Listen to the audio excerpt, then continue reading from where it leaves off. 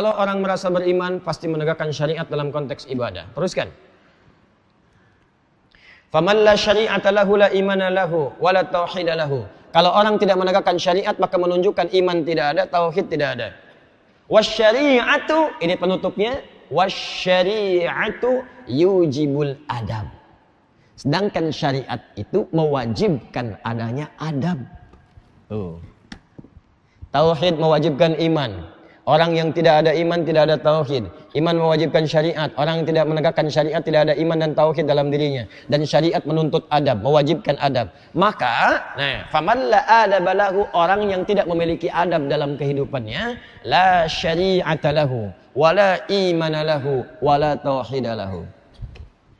Orang yang tidak pernah menegakkan adab dalam hidupnya, maka seakan-akan dia tidak menegakkan syariat, dia tidak memiliki iman yang kuat, dan dia tidak memiliki tauhid yang mantap. Perhatikan pentingnya adab. 4 hal ini disatukan di Quran surah kedua ayat 129. Paling kiri sebelah atas. Awas. Yang tadi yang sebelum saya terangkan, pegang kuat ya. Yang An-Nisa ayat 140 itu. Hati-hati tuh. Karena sekarang sedang marak tuh aliran sepilis dan semacamnya. Itu sudah jelas. وَقَدْ نَزَّلَ عَلَيْكُمْ فِي الْكِتَابِ أَنْ إِذَا سَمِعْتُمْ آيَاتِ اللَّهِ يُكْفَرُ بِهَا وَيُسْتَهْزَأُ بِهَا فَلَا تَقْعُدُوا مَعَهُمْ حَتَّى يَخُوضُوا فِي حَدِيثٍ غَيْرِهِ إِنَّكُمْ إِذًا مِثْلُهُمْ إِنَّ اللَّهَ جَامِعُ الْمُنَافِقِينَ وَالْكَافِرِينَ فِي جَهَنَّمَ جَمِيعًا. Pegang yang itu. Sekarang saya tutup dengan memindahkan kepada Quran surah kedua ayat 129. Ini kaidahnya.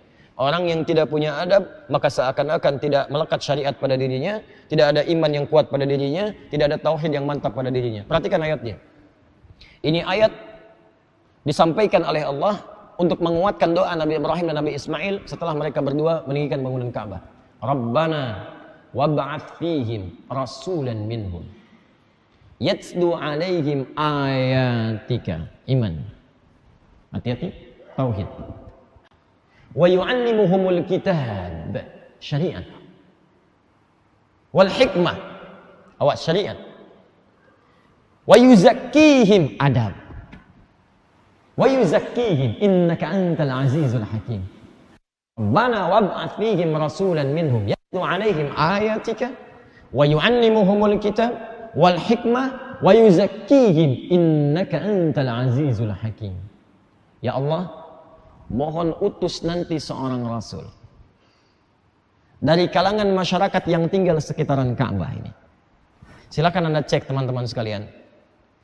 Cek di semua referensi sejarah. Tidak ada satupun yang lahir di sekitaran Ka'bah seorang rasul kecuali Rasulullah sallallahu alaihi wasallam. Nabi Muhammad sallallahu alaihi wasallam. Silahkan cek. Nabi Ismail lahirnya di Palestina, hijrah kemudian ke Mekah. Yang lahir dekat Ka'bah cuma Nabi Muhammad. Posisinya kalau Anda umrah, tadi ada informasi dari Al-Azhar, nanti ada haji, ada umrah. Kalau Allah mudahkan, saya bermohon pada Allah semoga dipercepat insyaallah ya bagi Anda. Dan tidak cukup dengan amin, nabung ya. Ikhtiar.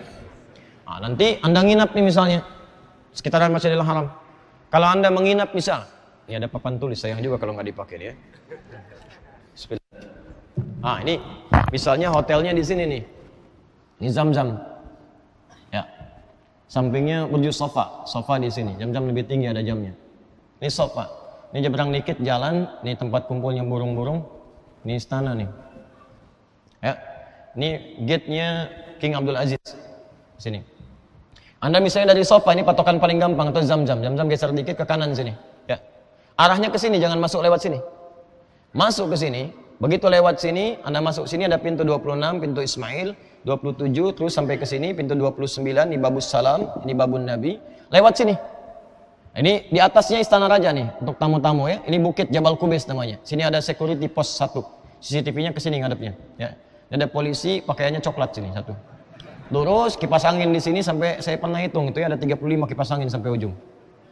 Nah, sampai ke sini, belok kanan sini. Sini ke kanan. Kalau Anda ke sini, Babu Salam. Babu Salam itu sebetulnya sunnahnya masuk Masjidil Haram. Sunnahnya dari sini. Kenapa? Karena kalau masuk lewat sini, nanti Anda turun langsung ke Bukit Sofa. Dari Sofa ini keluar langsung Hajar Aswad. Jadi nggak putar-putar lagi. Nah, cuma sekarang sedang ada renovasi, jadi aksesnya belum tentu bisa masuk lewat situ langsung. Masih renovasi. Ya. Nah, ini ke sini, ini Babus Salam, ini ada yang untuk eskalator sebelah sini, ini ada yang tangga biasa. Yang jaga 1 orang sebelah sini, di atas kursi warna merah tuh, ya. Nah, sini nih, kanan, sekitar 150 meter. Ini tempat ngambil air Zam-Zam. yang pakai jerigen. Jadi kalau Anda mau ngambil zam-zam pakai jerigen, jangan ngambil di keran-keran biasa, ngambil di sini. Langsung nanti pakai selang, dijual di sini, yang kecil 5 real, yang besar 10 real. Ya, masuk ke sini, ambil silahkan senyamannya. Sampingnya persis di situ ada bangunan warna krem di sini. Ditulis Al-Maktabah Al-Qadimah, museum, perpustakaan lama di sini. Warnanya krem. Di atasnya ada bukit begini. Ah, inilah dulu para sejarawan sepakat mengatakan tempat dilahirkannya Nabi SAW. Tempat lahirnya Nabi. Ya, cuma disamarkan sekarang bentuknya. Disamarkan, kemudian diberikan di sini gambar sebelah sisi kanannya. Ya, ada gambar orang-orang yang kemudian dicoret. Kenapa? Karena banyak orang salah kemudian. Salah, mohon maaf ya, salah. Ka'bahnya ada di sini, sholatnya ngadep ke sini. Ada yang salah ngadep, ada yang kemudian copot pakaian, tempel-tempel ke situ, pakai lagi macam-macam, salah semuanya. Makanya ditulis larangan-larangan. Jangan lakukan ini tidak benar, ini salah, tidak sesuai dengan syariat. Ditulis pakai bahasa Arab, pakai bahasa Inggris, pakai bahasa Urdu, dan bahasa Indonesia. Ya. Artinya ada orang Indonesia pernah salah gitu kan? Ya, kalau nggak ada nggak mungkin ditulis begitu. Buktinya nggak ada tulisan Jepang di situ. Ya. Teman-teman sekalian, itulah Nabi Ibrahim, Nabi Ismail alaihi wassalam bermohon kepada Allah, ya Allah nanti tolong utus seorang Rasul lahirnya sekitaran Ka'bah dari kalangan masyarakat ini. Dikabulkan oleh Allah. Kapan dikabulkannya? 30 generasi setelahnya. Nabi Ibrahim kurang soleh apa? Gelarnya Khalilullah. Nabi Ismail kurang dekat apa dengan Allah? Gelarnya Dzabihullah. Dua-duanya soleh, dekat dengan Allah, sangat dekat. Jaminan surga, dijaga dari maksiat. Berdoa kepada Allah, dikabulkan 30 generasi setelahnya. Satu generasi bisa ribuan tahun.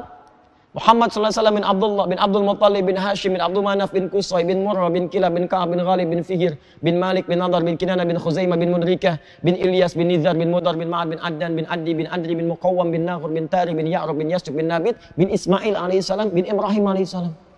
Ulangi. 29 generasi. Nabi Musa aja ke Nabi Muhammad 2000 tahun jaraknya.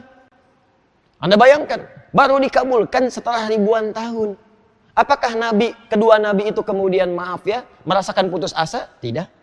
Apakah nabi itu kemudian berkeluh kesah kepada Allah? Tidak. Ya Allah, kenapa engkau belum kabulkan juga? Tidak.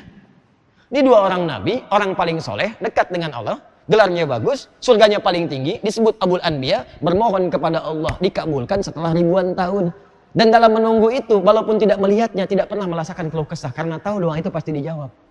Antum nabi bukan, rasul bukan. Bukan Habibullah, bukan Khalilullah, bukan Dzabihullah. Surga belum jelas, amalan berantakan, hisab menegangkan. Berdoa, baru 5 menit sudah mengeluh. Kenapa belum dikabulkan juga? Ya Allah, apa salahku? Banyak. La ilaha illallah, Muhammadun Rasulullah, alaihi salatullah, wa alihi wal ahibba. La ilaha illallah, Muhammadun Rasulullah.